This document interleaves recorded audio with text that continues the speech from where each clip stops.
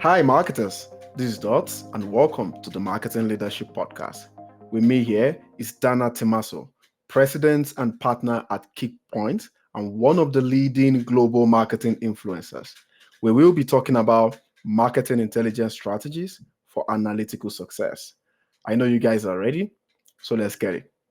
Dana, the great Dana, it's good to have you. How are you doing? I'm good. Thank you so much for having me. Yeah, absolutely.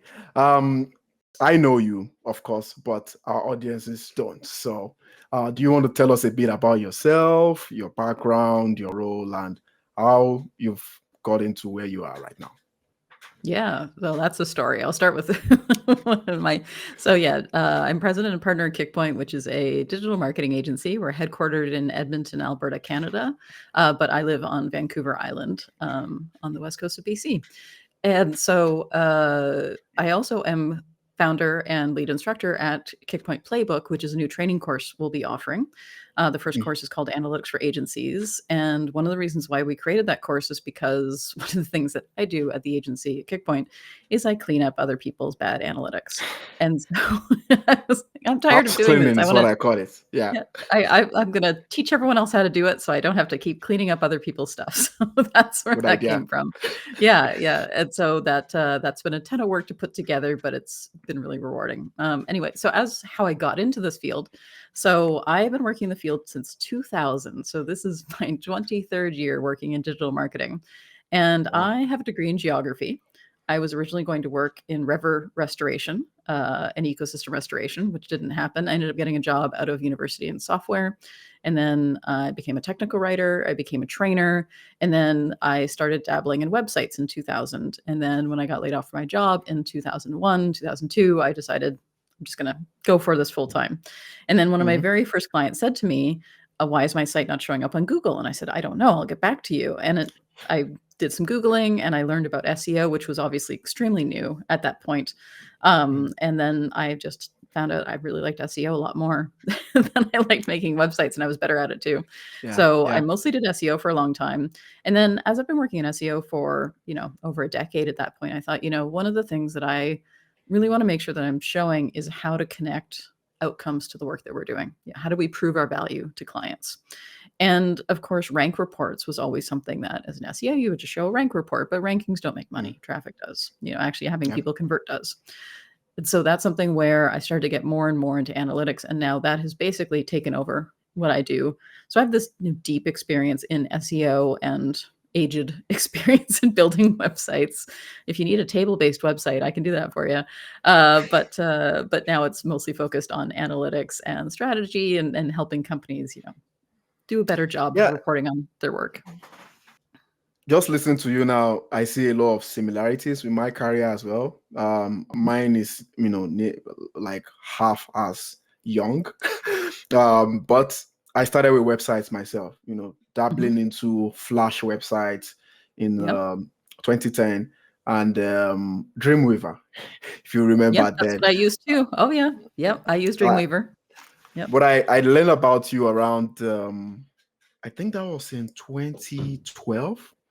That was when I Mhm. was really headfirst into, I didn't even know it was called digital marketing at the time, because coming from Nigeria, it's a bit of an emerging market. So whatever happens in the West takes about a Mhm. couple of years for it to get updated. Although sometimes today the gap has reduced. And Mhm. also today's focus, for me, is also a lot on strategy and intelligence. And it's one of the hardest things to do. I mean, of course, this episode is not about that, but I would like to explore your thoughts. I can call you a visionary given the amount of time you've been doing this. And I'd like to get your thoughts on where you see the marketing intelligence world, how far we've come, first of all, and where Mhm. you see the future going forward. Now we've got GA4, and everybody's like, okay. I think Mhm. GA4 is making everybody to learn change management for real. So Yeah. what do you see the future of marketing intelligence, and looking at the last 20 years, how do you feel about what has evolved? Yeah, I feel like actually one of the things that people misunderstand, especially about GA4, and I think GA4 has really shone a light on this, is how little we Mm, can actually accurately track.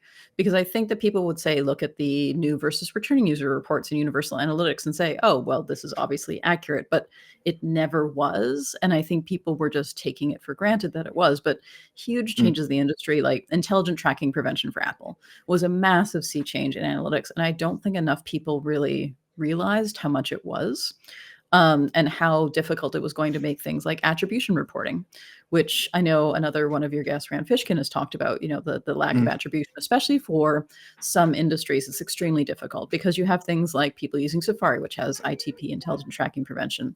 You have people using mm. ad blockers, like, it's kind of ironic that I use an ad blocker, but I totally do because I want to control what people track. And all these cookie notices and everything else that people have, half the time I would say they're not actually doing, like, you say no to cookies and you still get cookies anyway. So not set up properly Mhm. anyway. Yeah, yeah. But all of these issues come together to realize that actually attribution and tracking is kind of a mess, and it's not going to get any better as Google slowly works its way towards a cookieless future. Hmm. And while we say things like, yeah, you'll still be able to track some stuff in analytics because that is a first party tool, and there will be methods to track it, the reality is that you will, but the amount of attribution data you're going to get is going to get less and less. So it's almost like Yeah. things used to be better, in ye olden days. Like when first analytics first came out, we stopped using web trends and we were able to Yeah. actually use analytics. I think we could track a ton more than we could now, and we could trust it a lot more than we can now. And one of the things that I've been spending a lot of time doing is explaining to other marketers the limitations of what they have. Because I think that one of the things that we do a really bad job of is communicating to leadership the limitations of our measurement, because we don't Yeah. want to tell leadership, oh, we don't know, or we can't measure that, or, here's some data, but it's just like 1/10 of the total picture. And you could extrapolate that out, but I don't recommend it because of, it's just, it seems a little bit like we're dealing with like, oh, I don't know, maybe this is working, maybe it's not, right? And And people are it's afraid almost of like, exposure. yeah, and it's you don't want to admit that things you can't tell how things are going. So a lot of the metrics we've been working with clients on are things like looking at what we call efficiency rate, which is the idea of Mm, taking, the number of impressions you have in total and dividing it by the number of conversions you have in total, just as like a global, is this thing doing better or worse than it used to be type metric. It doesn't look at attribution, it just looks at input and outcomes, and that's it. And that's actually a decent metric to take a look at because it takes everything into consideration and doesn't worry about the limitations of measurement. But at the same time, if somebody says, well, I'm giving you all this money for SEO or for PPC or whatever, why am I not seeing my phone ring, or why am I not seeing, like it's a harder question to answer than it used to be. yeah, absolutely. Efficiency rate, is that the same as conversion rates, or if No, there's a no, different it's thinking something. from that? Okay. Yeah, it's something we need to blog more about. I've been talking about it at conferences, but certainly need to post something about it because it is just a really simple, take the number of conversions divided by the number of impressions. Is that number going up or down? That's it. Just a real Mm, basic, are you being more efficient with your marketing, is the idea behind it. interesting. Interesting. Yeah, I will stay tuned for that. And if you're listening, please do so as well.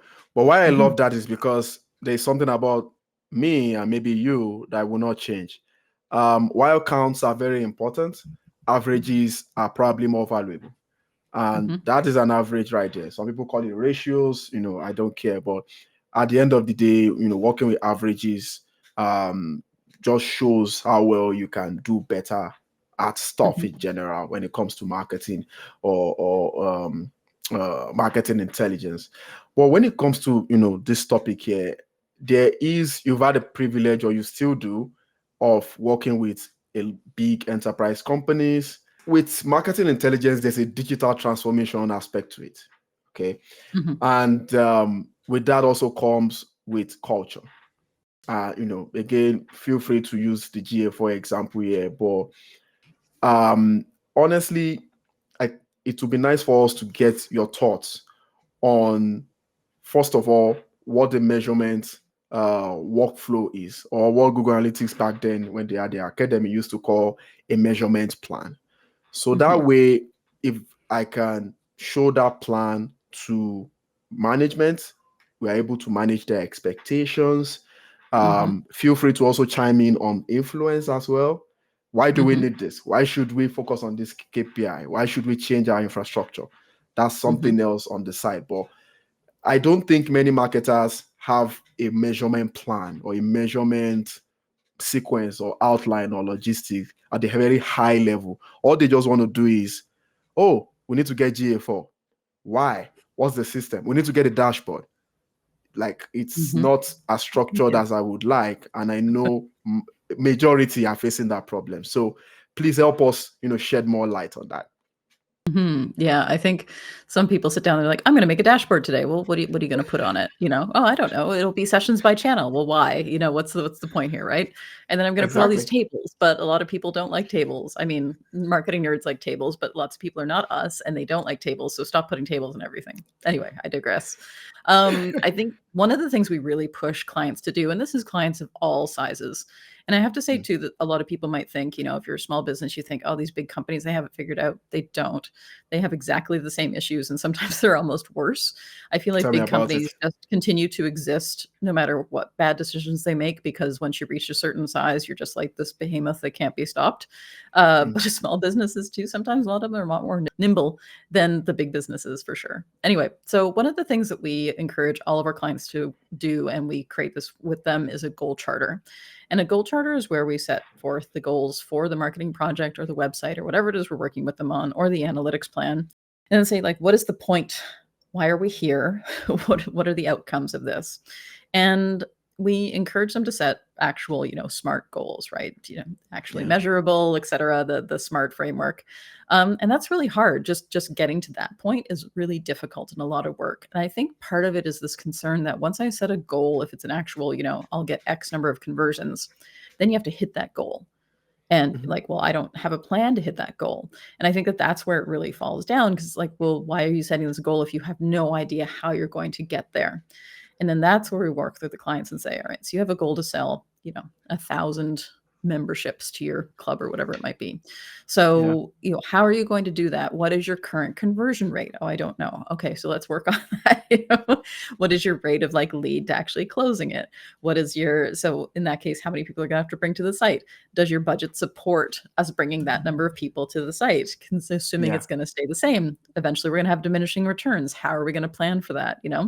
And also getting clients to really focus on just what's important and really like pushing out the stuff that's just noise. And the goal charter really helps to focus on that, because in the goal charter, we can say, well, I know that you're really stoked about this, but how is it going to move the needle on these specific goals? It's just a distraction. You know what? We'll think about it later. You're really laser focused on this particular goal right now. And because we can take the goal and break it down into those key performance indicators, KPIs, also OKRs is another way to phrase it as well. I can't remember what OKRs stands for. Yeah. Objectives and key results. Yeah. You can call it whichever you want, same kind of idea. And then from there, you can break it down into the metrics and say, so for this KPI, these are the metrics that we're going to have to track. And then when you create your report, it's actually quite simple, because you say, here's our first goal, here's the KPIs, and here's the metrics I'm going to report on to see if we're making progress towards that KPI. That's the report. Yeah.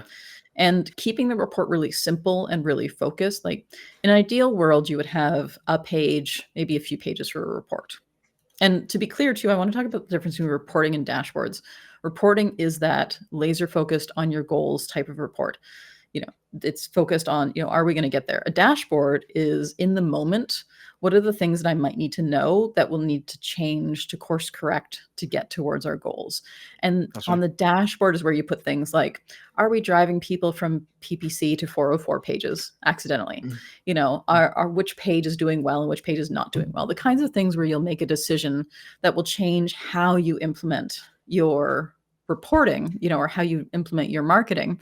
But the report is focused on those end outcomes, and the dashboard, which you do not share with leadership, is to help you make decisions. And you really got to consider the audience. The leadership team is not going to care so much about the different click-through rates from Google Search Console. You might, but they don't need to know that. You're just introducing noise that's going to confuse them, and then they'll get obsessed about the wrong thing, like bounce rate, which we never should have reported on ever, but people love it, even though they shouldn't. I'm actually going to I want to talk more about that. So there are KPIs when it comes to structuring dimensions and metrics. Let's say we are decided to structure it now. We're not just going to jump into stuff. We're going to structure it. We're going to go through Dana's plan. There are what I call, and it could be named differently, product optimization metrics and process optimization metrics. So Mhm. just like you said, stuff like bounce rate could be like a process optimization metrics.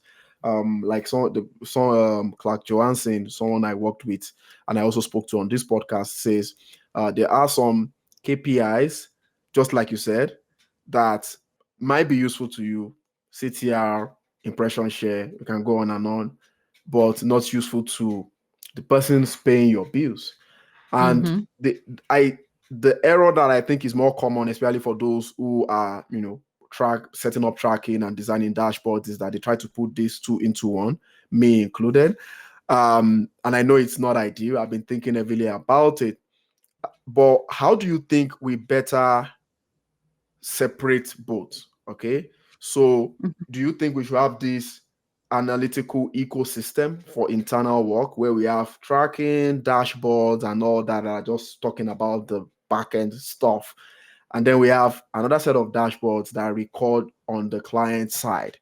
And then Mhm. we can show them what really matters to them. Might be even more scanty, but simplicity, just like you said, which I also agree Mhm. with. So how have you seen that balance in terms of separating product optimization from process optimization? And how important are both? Yeah, and I think that that's one of the things we usually work with clients on is, what does leadership actually care about? So when we're working with clients, we Mm, do what's called a discovery process, where yeah. we ask them a whole bunch of questions about, depending upon what we're covering the discovery process. If it's let's say it's just analytics discovery, then one of the questions that we ask them is, what questions have you been asked about marketing in the Mhm. past? Tell us everything Yeah. people have asked you, and also what things are you being? Are there any specific metrics that are in your performance reviews? How can we make sure that you show that you're doing a good job? Because I Yeah. think one of the things on an agency side that they do a poor job of communicating is really connecting their work to the things that are going to matter to your client, who may not be the leadership of the organization, but how can you show that your client made a good decision by hiring your agency? And that's how you build a long-term relationship with the client. And if that client says, you know what, I know it's ridiculous, but one of my metrics is I have to make sure that this stays above a certain percentage, great, we're going to slap that on the report. Like that's that's something that you're going to include in your report to leadership. It may be silly, but we can work on the silliness later, right? And just like, let's just do Yeah. it for now, because now is not the Yeah. time to say to them, I know that bounce rate isn't measuring what you want it to measure. Look, I changed it today to this, whatever it might be, right? Like we can explain that later. But for right now, Mm, let's just make the report with the stuff that you need. And then we will identify the things that we know that we want to change them from reporting on this to reporting on this. But that's a longer process. You can't just yeah. come in at the beginning of a relationship and change a client's entire perspective on how all this stuff works. Of course. And sometimes too, agency side, if a client comes in and they're like, I'm really focused on rankings, we don't actually work with those clients because we know it's going to be too hard to change their mind. And there are other agencies that do a great job of who will work with those kinds of clients. And it isn't necessarily a judgment call. It's just like, we're not the best fit for that particular company. Like there are company agencies out there who will be a great fit. So that's the other part of it too, is understanding Yeah. that's also part of it too, is understanding your own strengths, speaking at it from the agency side, and making sure that you're working with clients where you're going to have a good fit. Because the other thing too, there's nothing more frustrating and soul destroying and frankly not good for your financial margins, working with a Yeah. client where it's not necessarily going to be a good situation. And in-house wise too, speaking to in-house marketers right now, sometimes you might get into a new gig and you're like, this is going to be great, and then you realize over time that leadership is just like not going to change their mind about the metrics that matter for you. You're constantly going to be fighting against that, and that is super frustrating. I've talked to so many marketers over the years who were like, I think one of the most horrifying stories I heard was after a MozCon, and they said that their boss was making them Google their company name like every 10 minutes and then reporting on where they showed up in the search results. Like that's Yeah. where are you going to That's start to change that mind? Like that's such a waste of that's still a time. big problem. Yeah, that's still a Yeah. big problem. And I'll let you finish, but I just wanted Yeah. to say it happens in display ads a lot. And Mhm. Dana, you won't believe this. I have the chance to work with enterprise companies with podcast marketing, podcast ads, like FANG companies who will Mhm. still be asking for screenshots on Mhm. display ads. And you want the outcome, right? Why are Yeah. you so bothered about screenshots when you are getting, in my case, downloads from paid traffic? And these are Mhm. downloads that align with the kind of audience that you want to listen, blah, blah, blah. But you Yep. continue to ask for screenshots. And, you know, we had agreed within ourselves that we will never, because screenshots are hard to get, right? And Mm-hmm. what I've worked in DV360 programmatic, I do Google Ads on a daily, and what they both say is that there's no way to do this except if you want to do a Photoshop screenshot. And I Mm-hmm. know some companies do that, but we will never do that. So I just wanted to make that rant, by the way, about why, you're the most con people, searching their brands and all that nonsense, adding to their click-through rate, negative click-through rates that will impact their ad rank. Anyway, go on. Yeah, yeah. Well, and I think you raise a great point that, people say, well, I want a screenshot. Well, so the question is, you can come back to that and be like, we don't do screenshots and this is why. But then I also want to know why they want a screenshot. So at some point, they must have worked with an agency that says you have to get the screenshot or else you don't know for sure that the ad was running and they could have just made Mm, up the results or whatever it might be, right? So it's like digging in past the thing that they're asking for to figure out where this is coming from. Because I also think too that there's a lot of psychology in reporting in terms of thinking about like, why is this person asking for this? What are the things that have happened to them up to this point? What kind of marketing trauma do they yeah, have that has led them to yeah, this point where they're asking for this thing that on the surface looks ridiculous because you don't have the history? But tell me about all the things that you've heard, or like just explain this to me. And I think too, it's sometimes if people are willing to explain, that's great. Sometimes people might just get blustery and say, well, I don't know, you figure it out. It's like, okay, well, this is not necessarily going to be a great relationship. Let's figure out what we're going to do about that. But a yeah, lot of times too, it's just people might have a misunderstanding, but they don't necessarily want to admit that they don't know, or they have a misunderstanding, or they've, the world of marketing analytics is really opaque and there's a lot of, frankly, BS in our field. the yep, the barrier for entry is someone with a laptop, right? Like it's not anyone can call themselves an expert just by yeah, pretending, right? And so there's a lot of crap out there, and I think that when you actually deal with a company that isn't selling you crap, it's almost worse because the people who do sell crap just are very confident. They're like, yes, it's like this, or yeah, it's very black and white, right? yeah, It's yeah, like this or it's like this. And then yeah. for companies who are telling you the truth, it's more gray. And I think that people really get uncomfortable with that. They're like, but I want those absolutes because that makes me comfortable. Well, there's no absolutes. And I think that if someone isn't used to working with uncertainty up to this point, it can be a really uncomfortable experience to get there. So that's where you kind of have to like choose which hill you're going to die on. Not every hill is an attractive hill to die on when it comes to this stuff. Of course. Think about where you want to start. And ideally, if you have a longer term relationship already sketched out with a client, think about, okay, so in 3 months, we're going to work on this. On 6 months, we're going to work on this. Don't try to get them to change their mind right away because it's not necessarily going to happen, but start thinking about what you can do to get them to where you want them to be. Yeah, I'd like to add to, incredible insights there, and I'll tell you why I can relate. Um, when when I sort of, moved into performance marketing back in 2015, I decided to choose the highest, the most difficult route. And aside from connecting the dots, Dots loves marketing as a brand, also price itself in open and transparent marketing strategies. Okay. Mm-hmm. Uh, However, there is a bit of a trick, and I think that might be useful to everyone listening.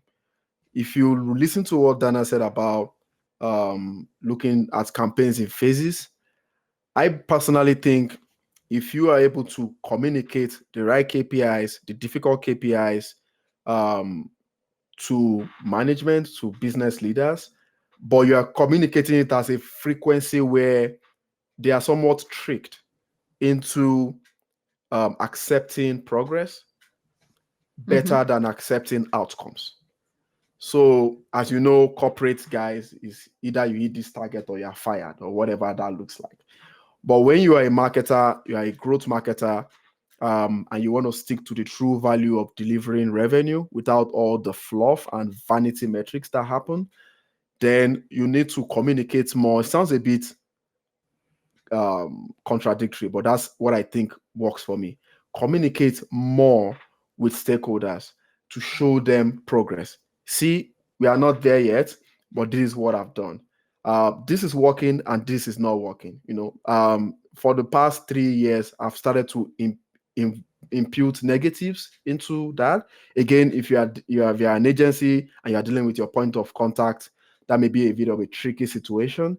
But I think when you show transparency, but at a more frequent rate, you tend to trick leaders into believing the progress. That, oh, this is some progress is being made.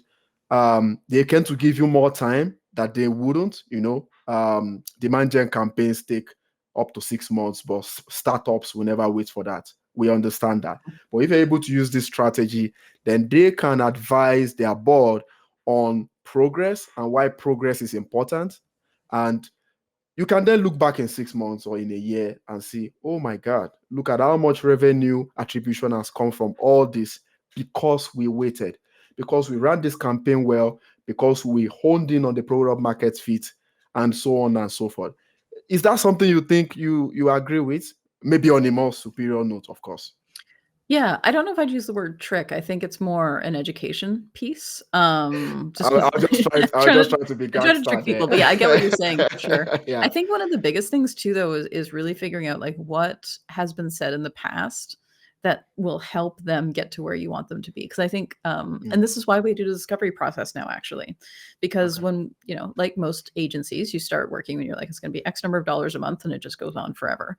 But that isn't necessarily what all companies need, because what they need changes over time, especially because a lot of what we do is we actually train in-house teams to do some of this stuff because it's not rocket Yeah. science. And, Yeah. some of it would be more efficient and frankly cheaper if you handle, this, and this. And some of it like a technical audit, like the big changes only need to be done once, and then you have monitoring going forward, for example. So, so it's really the type of work we do with a client isn't necessarily the same from month to month. And so because of that, it means that you can work with clients and say, our focus for the next 3 months is this. Then our focus for the next 3 months is this. And then they understand that there's sort of like themes for each quarter, and then that this is the outcome and this is where we expect to be.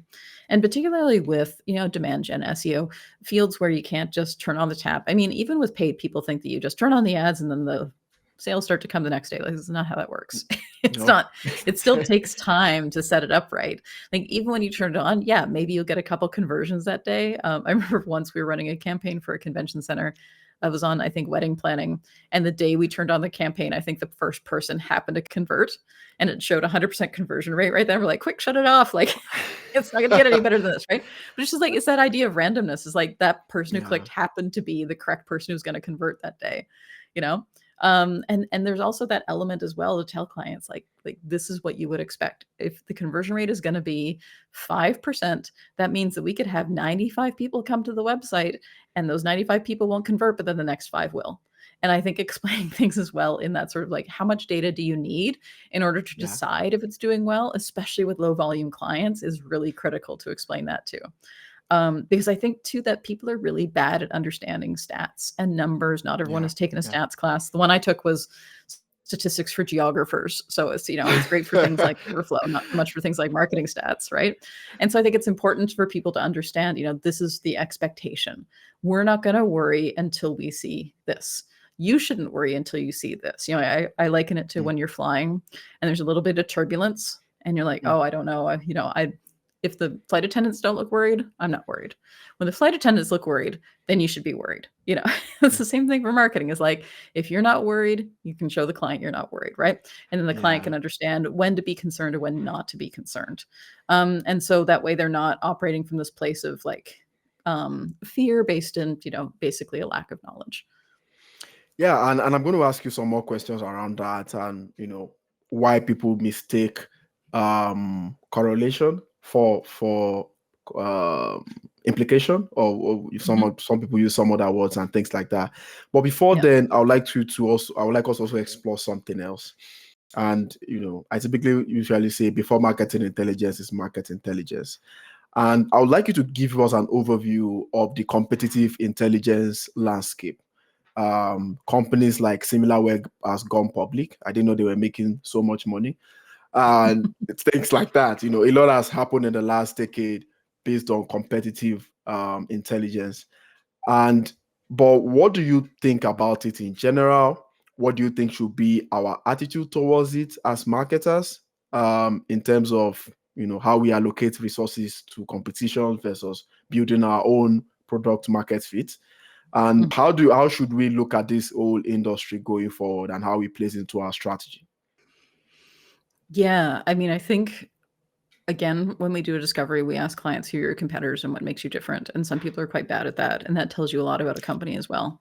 How well have they differentiated themselves?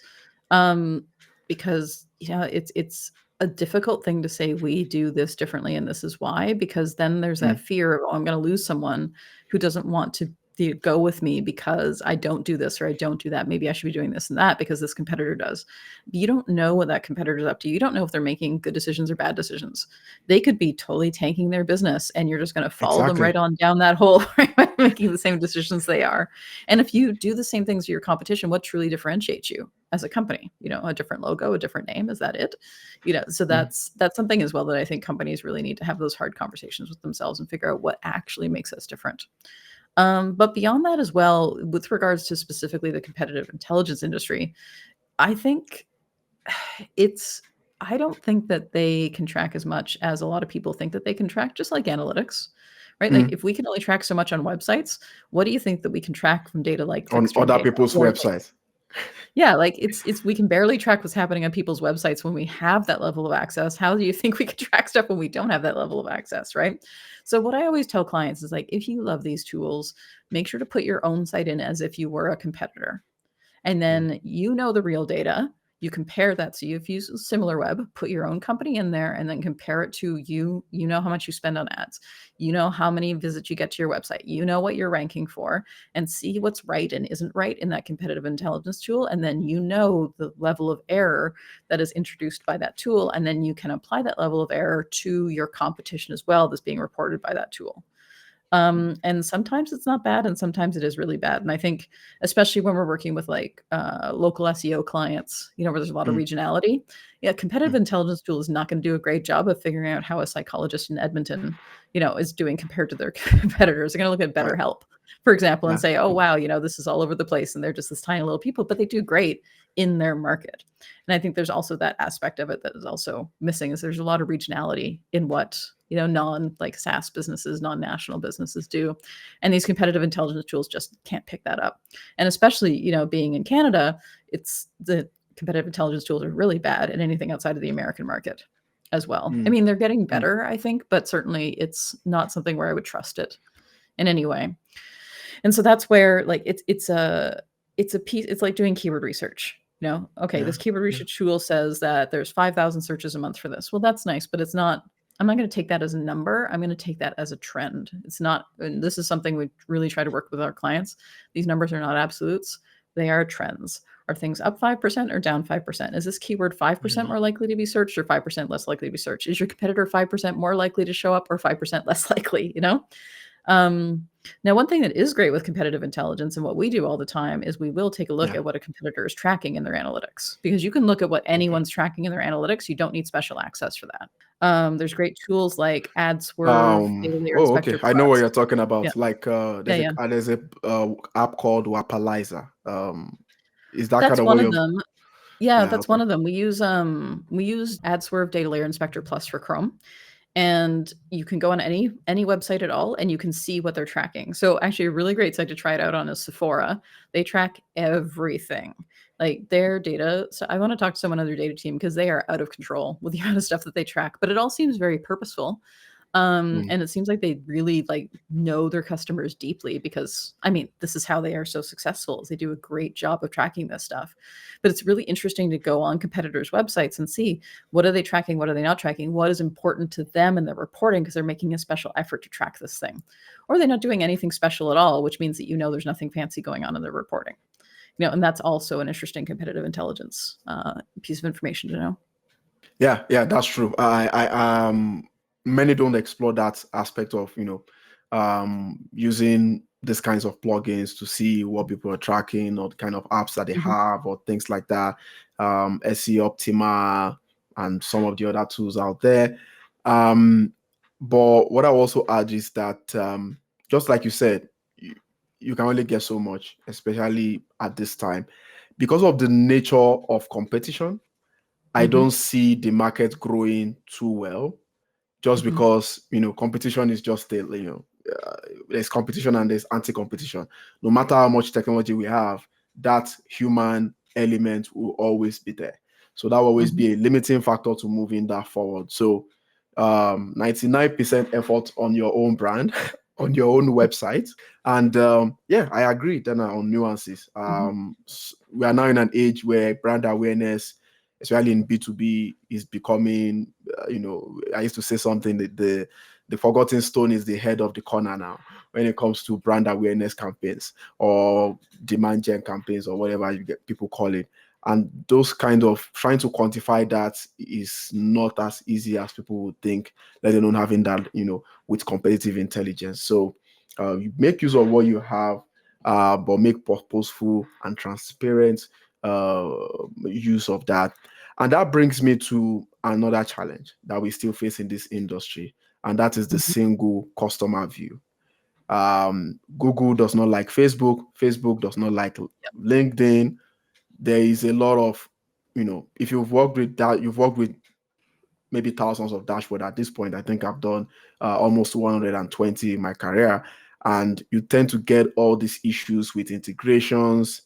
Um, this you have to pay to get an extra plugin. You have to export to BigQuery, blah blah blah. My question is, do you see a future of cheaper marketing intelligence integrations? I'm not saying it's going to be perfect. I don't think it will ever be perfect. But do you see a future where this will get better, whereby we can see end-to-end the lifetime of a particular customer segment and can market to them at any level in their buying journey? I mean, there's a difference talking about the individual in the segment. So, if you're thinking about something like a customer data platform where you can track everything that this particular customer does, I think that is getting easier for sure. And there's tools out there, like some of our clients use Segment, others use RudderStack, which is looking actually quite promising and has a really nice GA4 integration. But I think that's, again, with the size of the company, like what is actually going to make sense for you? Are you going to do anything with this data? Because that's the question, is like, just because you went to a webinar and you're like, this seems cool. Okay, but what are you going to do with it, right? As opposed to looking at a segment of customers. And with that segment, you really have to think to yourself, like, can I truly track these people? Thinking about the things that I mentioned in the beginning about stuff like, can you actually track these people through their entire customer journey? The only way you can truly track someone in analytics from visit to visit and know for sure that you are is by using user ID. So if you don't have, and this is like a logged in user ID. So if you don't have logins on your website and you're not forcing people to log in almost immediately, then you're not going to know truly from visit to visit what people are doing. And it gets even more difficult when you are, say, a B2B company. So we work with some companies who, sell a few leads, a month is their goal, basically, because of what they sell and the scale of it.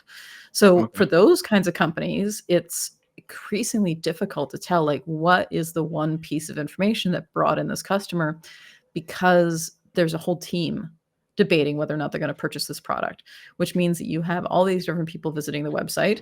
You have them looking at all sorts of different things. And so in that case, what we're looking at are like behavior patterns. People who download this white paper are more likely to visit the pricing page. People who look at this particular piece of product are more likely to come back and look at this page, 3 times. People who looked at this are also more likely to show up at this webinar page or whatever it might be. And those kinds of behavior patterns are what we look at, as opposed to saying, this company bought our product and they went to this page and therefore this page is the winner and we should only have this page on our website. Like, no one's going to do that. So I think that's where it's a matter, again, of looking at those trends, not absolutes, and thinking about the pieces of content or whatever it might be on your website that is really moving your business forward, and what kind of stuff is just sort of there as digital clutter, and what could you possibly remove. Absolutely. And again, you've started off on the right foot, because I would like to go on with best practices. And of course, thank you for sharing some very great tools, a tiny bit of which I need to explore myself. So if you're listening, whether you need to pause or rewind, it's up to you. But, get those tools, but have a reason for using them. You need to have your strategy in place and tactics and everything, and then see how one tool can have some sort of fit to help you achieve the kind of intelligence that we are trying to do. You've mentioned a couple of things around how to properly analyze marketing data, and maybe how not to, but we've not really Mhm. fleshed that out properly, and I would like us to do it. Remember, I hinted on how people see correlation, and you just gave a good example about that. But when it comes to A/B testing, for example, people Mhm. make all kinds of conclusions that are wrong.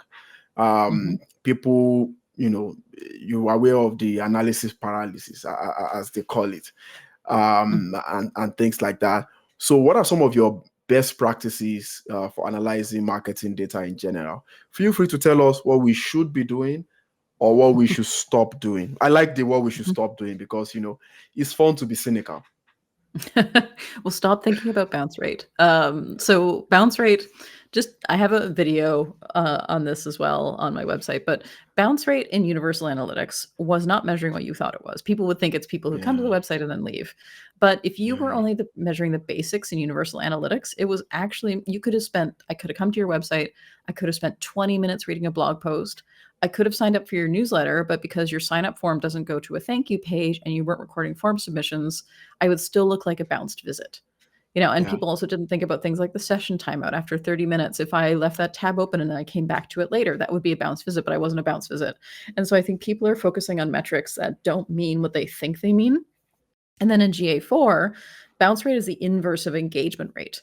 An engaged vid is someone who spent at least 10 seconds by default. You can up that to 60 seconds with Mm, your tab as the active tab, visited a okay, second page, or converted. And so okay. that's a pretty low bar for Yeah, something to it be is. considered an engaged visit, right? So Yeah. I don't necessarily like looking at those broad sorts of metrics. I think instead you need to think about stuff like, people viewing videos, people engaging with accordions, opening and closing them. What sections of content are people viewing? There's something that we've measured for. I think we came out with this in 2018 now called content consumption. And Okay. so this is something that runs, we have a WordPress plugin, or you can run it through Tag Manager. And so when you load up a page in the site, it'll count the number of words in that piece of content and figure out how long it would take for you to read that content. Starts a Mhm. timer. If you spend long enough on the page to read the content, it says you dwelled long enough. If you go to the bottom of the contents, you saw it all, then you scrolled. And if both are true, then the content was consumed. And Mm, when we get this going on clients' websites, they're often horrified at how little of content is actually consumed when you compare it to page views. Because we'll look at consumption as percentage of views of that page. mm, mm, And people are like, oh my God, no one's reading my stuff. Like, yeah. Or they're dropping off here. And so that's something else we can record as well. We have a site abandon metric we recorded in GA4 that looks at the exact scroll depth where they bailed from the website. And that mm. is really helpful for us to say, like, did they even see the call to action? Did they even, like, Yeah. did you even give them the opportunity to convert? Or did they see that, like, annoying pop up that you have that you're like, this will help us convert better? And then they just decided, screw it, and they closed the website. Like those are the things that I want you to think about. I want you to stop looking at things like page views, and I want you to look at user behavior instead, because people are usually sitting on a gold mine of actual good customers who are already coming to the website, but they aren't converting because you are doing a bad job of talking to them or a bad Yeah. job of showing them what they actually, want to see. And so, like, just work with what you have. Don't necessarily focus so much on, like, is lead gen what you need if you have no one coming to the website, or, it's the wrong kind of client. It's a different question. Like, if no one's coming to your website, yes, lead gen, of course. If you have a well converting website already and you know that's great, you just need more people, yeah, lead gen. But if you have a bunch of people coming to your website already and you have like a 0.5 conversion rate, you got to work on your own stuff first. Like, otherwise, you're just like Yeah. telling people to come by to Yeah. an open house while your house is on fire. Don't spend money sending people to a piece of crap. And I think that that's a really, again, a difficult decision to have, is people like, but I spent all this money on this website.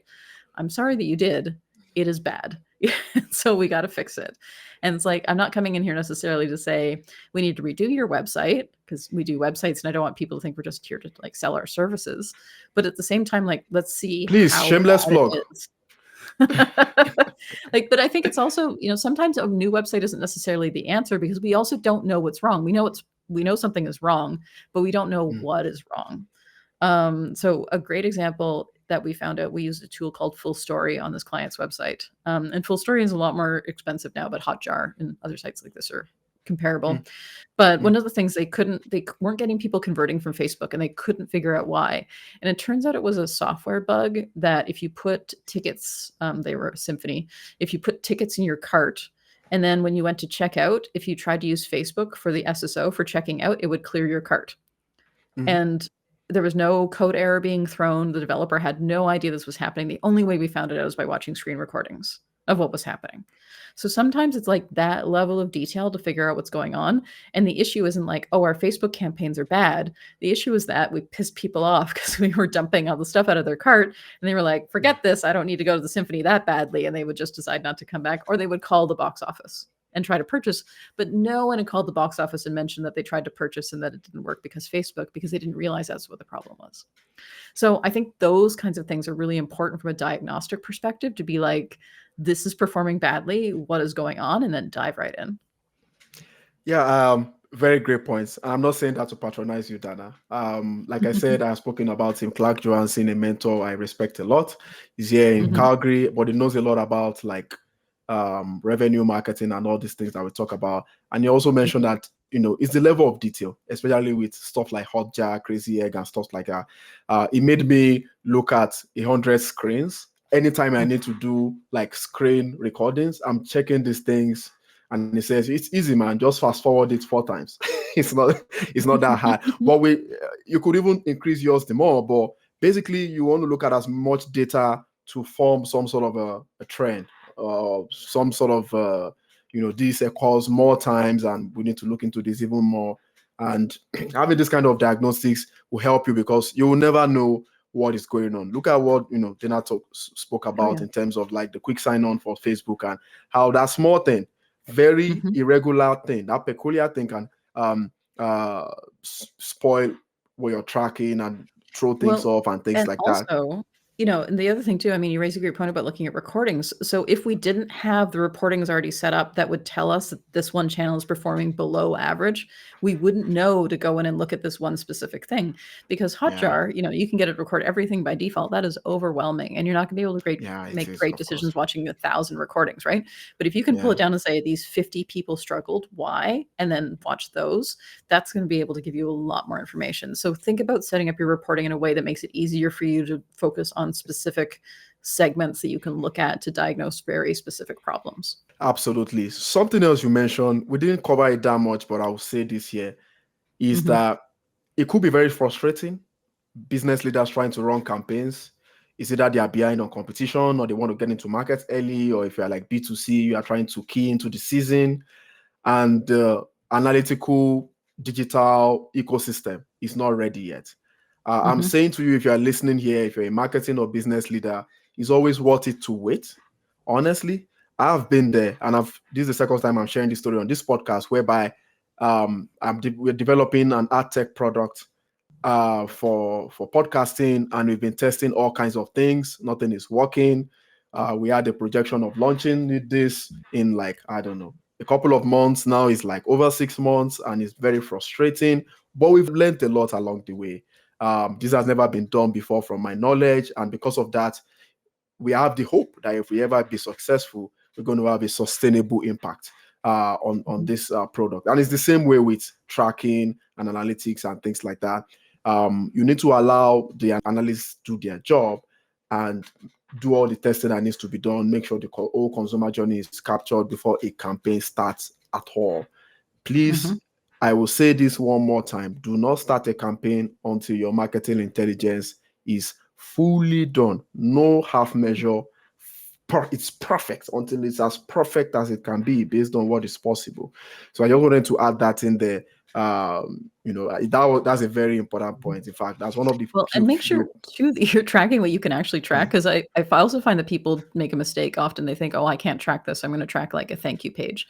Track the form being submitted if it's a lead gen. Like, please don't track the thank you page, because people leave tabs People open right refresh. now. How many tabs you got open? And those Yeah. page view metrics are not what you need. You need the actual form submit. And if you don't know how to do it, I mean, we have our course, but also just like Google it. There's lots of great resources out there that will show you how to set this up. And if you are working in the space and you don't know at least a tiny little bit of Google Tag Manager, make that your goal for the rest of this year, to learn like a tiny little bit of Google Tag Manager, because especially in the paid space, I think that is something that is huge to know how to do this kind of stuff. At least to be able to communicate intelligently with the person who is setting up Google Tag Manager on what you need. Exactly. And I agree with that as well. Dana, this has been very insightful, maybe academic in some ways, but very entertaining too, with all the great stories that you've shared. And I personally will be taking my notes. If you're listening, I'm sure you've got your notes as well. Marketing intelligence is at the heart of, is like the granddaddy of marketing. Like marketing cannot really live without it, even the nuanced part of marketing. So it's important for us to take these ideas to heart and be successful with performance marketing. So where can our business leaders find you, if they need help with what I call marketing digital transformation? Yeah, so I would say I'm actually on LinkedIn the most. There's Okay. only one Dana DiTomaso in the world, so if you Yeah. just Google me, it'll come up. The other Dana DiTomaso has hyphenated her last name. She got married, so there's just me left now. Um, yeah, and we also have a course called Analytics for Agencies, as I mentioned, which is coming Mm. out. Well, as we're recording, this is coming out very soon, but by the time it's published, it should be out there in the world. And definitely that will be at kpplaybook.com. And we also have a newsletter that we send out every other week from kpplaybook.com that talks about the most important things that we're seeing happen in the world of analytics, SEO, PPC, et cetera. So I recommend signing up for that as well. And then you don't have to pay attention to Twitter because we're doing it for you. Absolutely, absolutely. That's all for today, guys. Please see more episodes at dotslovesmarketing.com. Don't forget to subscribe to the Marketing Leadership Podcast on Apple, Spotify, and YouTube. Till next episode, connect the dots. Thank you for listening to the Marketing Leadership Podcast, brought to you by Dots Loves Marketing. There will be links to any resources mentioned in today's show notes. If you enjoyed this episode, please leave a 5-star review and be sure to subscribe so you never miss an episode.